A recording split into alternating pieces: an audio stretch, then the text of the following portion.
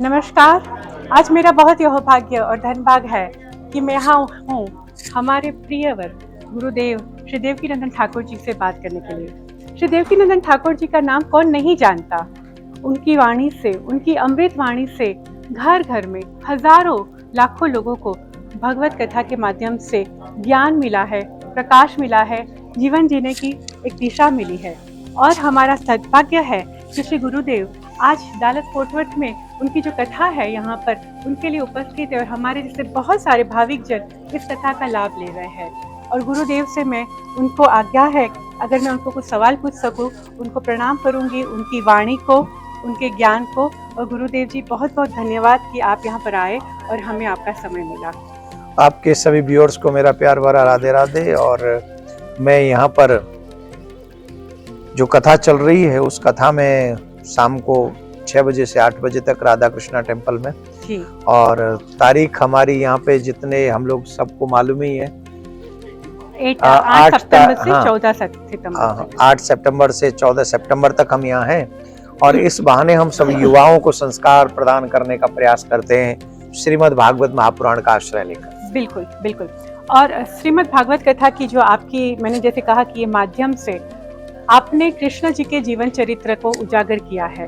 कृष्ण जी के जन्म से लेकर उनके हर एक जन्म अवस्था से लेकर उनकी रणभूमि की बात की जाए या कुरुक्षेत्र की या गोकुल की लीला की।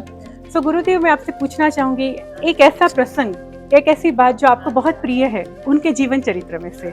देखिए, आज ही हम एक प्रसंग सुना रहे थे भगवान का, जिस समय दुर्योधन ने 56 भोग 3600 व्यंजन तैयार किए और दुशासन का महल खाली कराया था भगवान के स्वागत के लिए।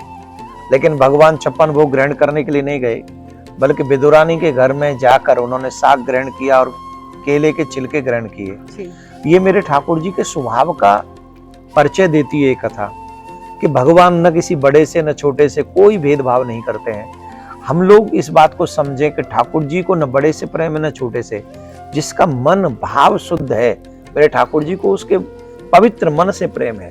तो जो कृष्ण को जानते हैं, चाहे वो विदुरानी हो, ब्रज की गोपी हो, चाहे राम अवतार की शबरी हो, भगवान कोई भेद नहीं करते, भगवान उसे स्वीकार करते हैं। तो ये कथा मुझे बहुत प्रिय है और मैं सभी लोगों से एक बार बार कहता हूँ कि श्री कृष्ण को जानो फिर कृष्ण को मानो। और जानते हैं नहीं तो कहते थे I don't believe in God because you don't know anything about him. तुम जब कुछ जानते ही नहीं हो उसके विषय में, तुम उनसे प्रेम कैसे करोगे? बिन प्रतीत हो ही नहीं प्रीति। जब तक जानोगे नहीं तब तक उनसे प्रेम हो ही नहीं सकता। तो पहले जानने का प्रयास करो, गीता के माध्यम से, भागवत के माध्यम से, 18 पुराणों के माध्यम से। क्या बहुत सुंदर बात आपने की कि प्रेम, उनके प्रेम के वो भूखे है, ना ही किसी 56 भूखे। और ये जो अभी समाज की व्यवस्था हो गई है कि दुनिया में जो हिंसा चल रही है, हम हमेशा एक श्लोक पढ़ते हैं गीता जी में, यदा यदा ही धर्मस्य ग्लानिर् भवति भारत। सो एक आम आदमी को हमेशा ये सवाल होता है कि अधर्म बढ़ गया है, फिर भी हमारे कन्हैया आते क्यों नहीं है? नहीं, भगवान हर बार तो कभी वो क्या कहते हैं, धर्म संस्थापनार्थाय संभवामि युगे युगे। मैं युग युग में आता हूँ जी। और हर एक दिन तो ठाकुर जी नहीं आएंगे जी। हर एक दिन के लिए उन्होंने अपने दूत भी तैयार कर रखे हैं जी। आप कौन है? आप उनके दूत हैं। जब पिताजी कहीं छुट्टी पे जाते हैं तो बेटा आके जॉब करता है ना, बेटा आके दुकान खोलता है ना, बेटा आके अपना काम बढ़ाता है ना। तो अगर हम कृष्ण को अपना पिता मानते हैं, अगर वो हमारा सर्वस्व है, अगर वो हमारा पिता परमेश्वर है, तो जब वो अवतार लेकर द्वापर युग के अंत में आए हैं और अभी कलयुग का प्रारंभ है, तो क्यों हम वो ड्यूटी नहीं निभा सकते जो हमारे कृष्ण की है? बिल्कुल। हम क्यों अपने घर, अरे वो पूरे विश्व में धर्म की स्थापना करते हैं, हम कम से कम अपने घर में तो धर्म की स्थापना कर लें। जी। हम लोग अपने घर में धर्म की स्थापना नहीं कर सकते। उसी घर में ठाकुर जी आ रहे हैं, उसी घर में हमारे डॉग्स हमने पाले हुए हैं। तो हम लोग अपने सनातन संस्कृति का खुद नाश करते, ऊपर से हम लोग आशा करते हैं कि भगवान प्रकट हो जाएंगे। How is it possible? भगवान को प्रकट करने के लिए भगवान के लायक तो हम लोग बने। और हाँ, जिस दिन भगवान को लगेगा कि अब मुझे धरती पे जाना है और वो पृथ्वी पे बोझ बढ़ रहा है, तो ठाकुर जी उतार देंगे, क्योंकि उनसे ज्यादा कैपेसिटी हमारी और आपकी नहीं है। हम लोगों की बुद्धि ऐसी नहीं जो हम उसको समझ सके। कृष्णात् परम किमपि तत्त्वमहं न जाने। तो उनके रहस्य को जानने के लिए कुछ चीजें उन पर छोड़ देनी चाहिए, पहले अपना काम हम खुद करें। हम तो ये सोचते हैं कि ठाकुर जी हमारे घर में आके झाड़ू भी वही लगा जाए, तो हम क्या करेंगे? जब झाड़ू ठाकुर जी लगाएगा तो हम क्या करेंगे? जी तो सबसे पहली धर्म की स्थापना मुझे मेरे घर में करनी है बिल्कुल और मेरे हर एक परिवारजन को सनातनी बनाना है। और जब आप उसमें निष्फल हो जाएंगे और जब पृथ्वी पर धर्म बहुत बढ़ जाएगा, जी then you see he will come again. Again जी बिल्कुल। और आपने बहुत ही अच्छी बात की कि हमारे घर में अगर धर्म की स्थापना हमें ही करनी है, क्योंकि हम सभी ठाकुर जी के बेटे और या बेटियां या संतान है उनकी। और इसी बात पर मैं आपसे आखिरी सवाल लूँगी, आपका ज़्यादा वक्त ना लेते हुए, कि आपकी वाणी से हज़ारों लोगों को ज्ञान मिला है, मार्गदर्शन मिला है, जीवन जीने की राह मिली है।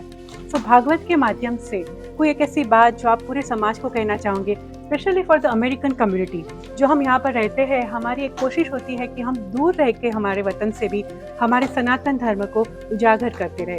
तो हमारी जितनी भी कम्युनिटी में आप आज को देख रहे हैं, उनके लिए कोई आपका संदेश? देखिए, सबसे बड़ी बात है, देश में विदेश में परदेश में रहो, राधा रमन राधा रमन राधा रमन कहो। जी किसी भी देश में आपको अपने परिवार को चलाने के लिए जाना पड़े, लेकिन किसी भी जगह पर जाने के बाद अगर हमको जो नहीं भूलना है वो है हमारा संस्कार, जी वो है हमारा ज्ञान, वो है हमारी संस्कृति। आप किसी भी देश में रहिए, ये लोग तो ये तो नहीं कहते कि तुम गीता पढ़ोगे तो हम तुमको जॉब नहीं देंगे, जी तुम तिलक लगाओगे तो हम तुम्हें नौकरी से फायर कर देंगे, ऐसा तो नहीं कहते। नहीं लोग, ये छोड़ा किसने? मेरी खुद की चॉइस है ना छोड़ने की, किसी ने विवश नहीं किया मुझे। मेरे पूर्वजों ने अपने सर कटवाए थे पर तिलक नहीं हटाया था, शिखा नहीं कटी थी, कटवाई थी उन्होंने, अपने सर कटवा लिए। और अब तो हमारे ऊपर ना तो कोई ये कह रहा है तुम तिलक नहीं लगाओगे, शिखा नहीं रखोगे, हमने अपने आप ही काट के रख दिए। बिल्कुल। इसलिए हम क्योंकि हमारे हम धर्म लोग से- मॉडर्न बन गए। बिल्कुल अच्छा, मॉडर्न बन गए तो धर्मात्मा कैसे बनोगे? और धर्मात्मा बन गए हो तो फिर मॉडर्न भी अच्छे किस्म के बनो ना। जी तो अच्छे किस्म के इसलिए बनना है तो मैं एक ही निवेदन करूंगा, आप बहुत बड़ा त्याग करके आए अपने देश को छोड़कर, और आप बहुत कुछ कमा रहे होंगे शायद यहाँ पे, जी लेकिन डोंट फॉरगेट दिस थिंग कि आप लूज भी बहुत कुछ कर रहे हो, आप बहुत कुछ लूज कर रहे हो। और यहाँ सबसे बड़ा जो आप लूज कर सकते हो वो है आपकी नेक्स्ट जनरेशन। जी और I request all of you, वो कार्य मत करना जिससे आपकी नेक्स्ट जनरेशन आप अपने हाथ से खो दो, जी और वो सिर्फ और सिर्फ आपकी संस्कृति बचा सकती है, अदरवाइज कोई और नहीं। तो respect your culture, respect your society, respect your religion, respect your culture, then आपका परिवार टुगेदर रहेगा और आपके बच्चे सनातनी बने रहेंगे। इन्हीं शब्दों के साथ मेरा प्यार भरा राधे राधे। राधे राधे।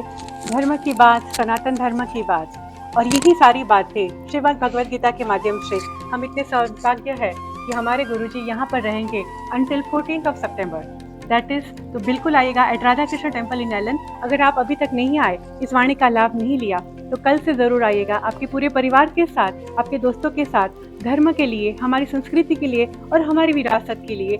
ऐसा ज्ञान, ऐसी बातें आपको बार बार नहीं मिलेगी। तो इस सुनहरे मौके के लिए एक बार फिर से मैं अनुरोध करूँगी सभी से कि आइएगा जरूर at Radha Krishna temple in Allen. Radhe Radhe. धन्यवाद गुरुजी, आपके ज्ञान को एक बार फिर से प्रणाम। राधे राधे।